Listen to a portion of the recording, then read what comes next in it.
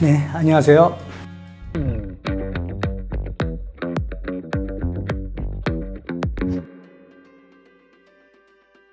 심리학을 해서 연애를 잘 할 수 있으면 얼마나 좋겠습니까? 예. 대부분 제가 보면 제 주변에 있는 분들, 심리학 하시는 분들도 그런 걸 심리학 안 하시는 분, 심리학을 전공하지 않으시는 분들에 비해서 더 잘하고 있다는 느낌은 안 들어요.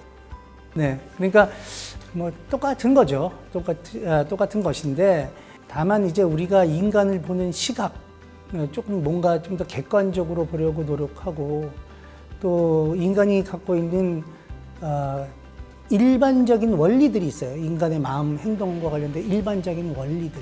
그런 것들을 이제 우리가 좀 알게 되면, 저 사람이 왜 저런 식으로 행동했을까에 대해서 좀 더 이제 좀 폭넓게 다양한 관점에서 이해할 수 있다는 그런 장점들은 있죠. 물론 심리학의 분야 중에서도 인간의 관계, 또 부부 관계, 연인 관계 이런 데에서 중요한 요인들이 어떤 것인지 이런 것들을 연구한 분들이 있고, 또 그런 연구 결과들은 또 일반인들에게 많은 도움이 될 수 있거든요. 그래서 가령 부부 관계에 있어서 가장 중요한 그것은 그냥 그 사람이 있는 그대로 받아주는 것이에요. 네. 그런데 이제 그것을 알고 있는 분들은 그러면 정말 부부 관계 좋을까? 아는 것과 또 행동하는 건 좀 다를 수도 있겠죠. 그렇지만 어쨌든 중요한 발견들, 원리들 이런 것들은 도움이 될 수 있다라고 생각을 합니다.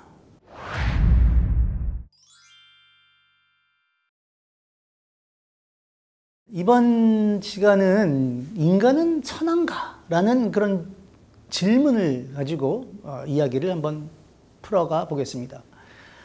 저는 심리학자입니다. 심리학자라고 하면 심리학을 잘 모르시는 분들은 마치 독심술이나 관심법처럼 사람을 겉에서 한번 보고 그 사람의 성격이나 혹은 생각을 알아맞추는 그런 사람이라고 착각하시기도 하는데요. 심리학이라는 학문은 인간의 마음과 행동을 과학적으로 연구하는 그런 학문이고, 또 문과, 이과 이런 문과, 이과적인 성격을 모두 지닌 그런 융합적인 학문이라고 할 수 있습니다. 대부분의 심리학자들은 1879년 독일의 라이프치히 대학의 빌헬름 분트라는 분이 심리학 실험실을 만든 그 해를 심리학이 만들어진 해다, 원년이다 이렇게 생각하고 있습니다. 그 이유는 실험실 연구를 통해서 인간의 마음과 행동에 대한 그런 이해 방식을 과거 사념적이고 주관적인 것에서 보다 객관적이고 또 과학적인 그런 것으로 좀 바꾸려는 그런 아주 중요한 시도로 보았기 때문입니다. 즉 심리학 실험실을 만든 1879년 이 해가 바로 심리학이 철학에서 독립된 그런 해이다. 이렇게 생각들을 하시는 거죠. 오늘의 주제는 인간은 선한가라는 질문으로 인간의 본성에 대한 이야기를 심리학자의 입장에서 좀 풀어가 보려고 합니다. 인간의 본성은 선할까요? 아니면 악할까요? 아니면 선하지도 악하지도 않는 어떤 중립적이거나 혹은 경험을 통해서 습득되는 것일까요? 인간의 본성에 관해서는 우리가 학창시절 배웠던 맹자와 순자의 성선설과 성악설 이런 것들을 비롯해서 동서양의 많은 철학자들과 종교인들에게, 그리고 또 문학과 예술에서 단골 주제로 다루어져 왔습니다. 비단 철학자나 종교인이 아니더라도 일반 대중들 역시 인간의 본성에 관한 나름대로의 생각과 근거들을 지니고 있을 것입니다. 심리학자들 역시 다양한 경험적 관찰과 또 과학적 실험을 통해서 인간의 도덕적 행동과 판단에 대해 많은 경험적 연구들을 진행해 왔습니다. 다시 처음 질문으로 돌아가 보겠습니다. 인간은 선한가? 태어날 때부터 인간은 본디 선하게 태어난 것일까? 그런데 그보다도 먼저 도대체 선하다는 기준은 무엇일까? 선과 악의 기준은 원래 존재할까요? 아니면 그것 역시 가변적인 것일까요? 우리가 어렸을 때 부모님께서 하라는 것과 하지 말라는 것, 어렸을 때는 이런 것이 선악의 기준이었다면 그 이후에 어떤 권위에 의해서 선악의 기준이 주어졌을 수도 있죠. 지금도 여러분은 그런 기준에 의해서 선악이 구별된다고 판단하시나요? 도대체 우리 인류가 선악이라고 구분하며 분류해온 그 기준점은 무엇일까요? 보편적인 선이라는 것이 있다면 우리는 그것에 더 이상 의문을 제기하는 것이 불경한 일이 되나요? 왜 그렇죠? 여러분들이 실망하실지도 모르겠지만 일반적으로 심리학자들은 무엇이 선이고 또 무엇이 악인지를 섣불리 규정하려고 하지 않습니다. 그보다는 어떤 사람들이 어떤 상황에서 어떤 행동을 선하거나 혹은 악하다고 판단하는지, 그리고 또 실제로 그런 선하거나 악하다고 생각하는 특정 행동을 하거나 혹은 하지 않는지, 이런 데에 관심을 갖고 연구해 왔습니다. 그리고 사람들이 어떻게 생각하거나 행동하는 이유나 그 마음의 과정은 무엇인지를 이해하려고 노력해 온 것이죠. 성경에 나오는 선한 사마리아 사람의 이야기는 우리 기독교인이 아니시더라도 한 번쯤은 들어보셨을 겁니다. 어떤 사람이 길에서 강도를 만나서 가진 것을 빼앗기고 피를 흘리며 쓰러져 있는데 그 길로 제사장이나 그 당시에 종교 지도자층이었던 레위인 이런 사람들이 지나가면서 보았지만 도와주지 않았죠. 결국 어떤 사마리아인, 즉 그 당시에 사회적으로 배척받던 그런 계층이었는데 어떤 사마리아인이 그 강도당한 사람을 정성껏 도와주었다는 그런 이야기입니다. 과연 누가 우리의 이웃인지를 생각하게 하는 당시 예수님의 말씀으로 성경에 기록되어 있습니다. 이 이야기와 관련해서 1973년 프린스턴 대학의 두 심리학자 존 달리와 다니엘 배튼이라는 이 두 사람이 했던 재미있는 실험을 하나 소개하겠습니다. 이 두 심리학자들은 그 당시에 프린스턴의 신학교에 다니는 40명의 학생들을 대상으로 재미있는 실험을 했는데요. 이 40명을 무작위로 두 집단으로 나눠서 한 집단에게는, 즉 20명에게는 성경에 방금 제가 말씀드린 그런 선한 사마리아인과 관련된 자신의 생각을 설교를 좀 해달라고 부탁을 했고요. 다른 20명에게는 신학생이 잘할 수 있는 그런 일들, 직업 이런 거에 대해서 자신의 생각을 발표해달라고 그렇게 요청을 했습니다. 그리고 그 설교나 발표를 녹음하기 위해서 이 건물에서 다른 건물에 있는 그 사무실로 좀 이동해달라라는 부탁을 했습니다. 그러면서 동시에 그 20명의 각 집단의 신학생들 중에 또 다시 반반씩 이렇게 무작위로 나눠서 절반의 신학생들에게는 시간이 없으니까 지금 서둘러서 좀 가라.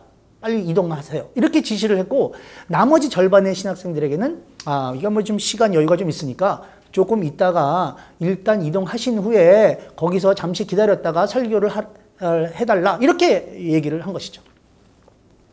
그리고 연구자들은 각 신학생들의 그 이동하는 경로에 한 건물에서 이제 다른 건물로 이동하는 경로에 그 신학생들은 잘 모르는 그 연구 조력자를 배치해 놓았는데요. 이 연구 조력자는 그 이동 경로에 쓰러져서 호흡결 이 곤란을 겪고 있는 그런 연기를 하도록 그렇게 부탁을 했습니다. 그리고 나서 이 연구자들은 어떤 조건의 신학생들이 이 호흡 곤란을 겪어서 이렇게 그 공경에 빠진 이 사람을 도와주는지 이런 것을 알아보려고 했습니다. 선한 사마리아인에 대해서 생각하도록 한 그런 사람과 그렇지 않은 사람들 간에 혹시 그 공경에 빠진 사람을 도와주는데 차이가 있었을까요? 실험 결과는 이 두 집단 간에 아무런 차이도 없는 것으로 나타났습니다. 즉 어려움에 처한 사람을 도와주는 것과 관련된 설교를 할 사람이나 그렇지 않은 사람이나 이타적 행동을 실제로 하는 것과는 별 상관이 없는 것으로 나타나는 것이죠. 대신 시간적 여유가 있던 사람들은 그 쓰러진 사람에게 63%가 도움을 준 반면에 서둘러 이동하도록 한 사람들은 단지 10%만이 도움을 주었습니다. 이렇게 시간적 여유가 있거나 없는 이런 상황이 어떤 사람을 선한 사람으로도 만들고 또 그렇지 않은 사람으로도 만드는 것이죠. 이 연구가 재미있는 점은 앞으로 목회자나 신학자가 될 지금도 그렇지만 최고의 신학교 중에 하나인 그런 프린스턴 대학 그 신학교의 신학생들조차 공경에 빠진 사람을 잘 도와주지 않는 그런 다수의 사람들이 그 실제로 실험에서 전체 40명의 신학생들 중에서 약 40%만이 어떤 식으로든 도움을 주었고 나머지 60%는 그냥 지나갔다는 그런 데이터가 있는데요. 아무튼 공경에 빠진 사람을 도와주지 않는 사람이 다수였다. 그리고 실제로 도움을 주는 것과 그 사람의 종교적 신념이나 동기와는 별 상관이 없었다는 점. 네, 이런 것들이 상당히 재미있는 점이죠. 앞으로 목회자나 신학자가 될 사람이라고 해서 일반인보다 공경에 빠진 사람을 더 도와주고 더 도덕적인 행동을 할 것이라고 기대했다면 여러분은 실망하실지도 모릅니다. 더욱이 이타적 행동의 중요성을 이야기하는 사람이라고 이타적 행동을 많이 할 것이라는 그런 기대도 우리 접어두는 게 좋겠습니다. 우리는 이미 법과 윤리를 소리 높여 외치던 지도층 중에 우리에게 실망과 충격을 준 사례가 적지 않았음을 우리는 알고 있습니다. 실제로 많은 심리학 연구들은 어떤 사람이 어떤 행동을 하는 이유를 그 사람의 내적인 기질이나 성격, 인격, 능력 때문이라고 생각하는 일종의 내적 귀인 오류를 범하고 있음을 경고하고 있습니다. 그 사람의 기질이나 성격, 인격, 능력 이런 것들은 다 내적인 요인이죠. 근데 그런 것 때문에 어떤 사람이 어떤 행동을 한다. 이렇게 많이들 생각하는 것. 그런 것들을 우리는 내적 귀인 오류라고 그렇게 부릅니다. 누군가 성공하거나 실패했다면 그 사람의 성품이나 능력이 좋거나 혹은 나쁘기 때문에 라고 이렇게 쉽게 판단해 버리는 것이죠. 그래서 우리는 사람이 선한지 악한지와 같은 그런 인성 문제에 오랫도록 집착해 왔는지도 모릅니다. 하지만 우리의 많은 행동은 단순한 운이나 환경, 그리고 매 순간 처한 상황이나 상태에 의해서 큰 영향을 받고 있음을 많은 연구는 보여주고 있습니다. 앞서 선한 사마리아인 실험은 누군가를 도와주는 이타적 행동과 관련된 하나의 실험이고 우리 대부분은 이타적 행동을 선한 것으로 생각합니다. 눈앞에 어려운 사람을 돕는 그런 이타적 행동은 아니라도 부정한 방법으로 어떤 이득을 취할 수 있음에도 욕심을 부리지 않고 정직하게 행동하는 것, 이런 것 역시 우리는 선한 것으로 보통 생각합니다.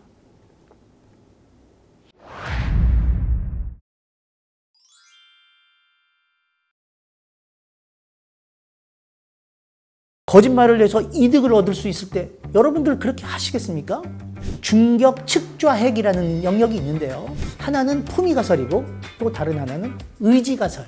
특정 시행에서 누가 거짓말을 하는지 알 수 있었고 각 그림상은 6초 동안 제시되었고 상금을 받기 위해서 사람들은 평균 26%의 거짓말을 했지만 선한 사람은 고민하지 않게, 악한 사람은 고민하게 만들면 되죠. 유전과 학습의 결과일 수 있습니다.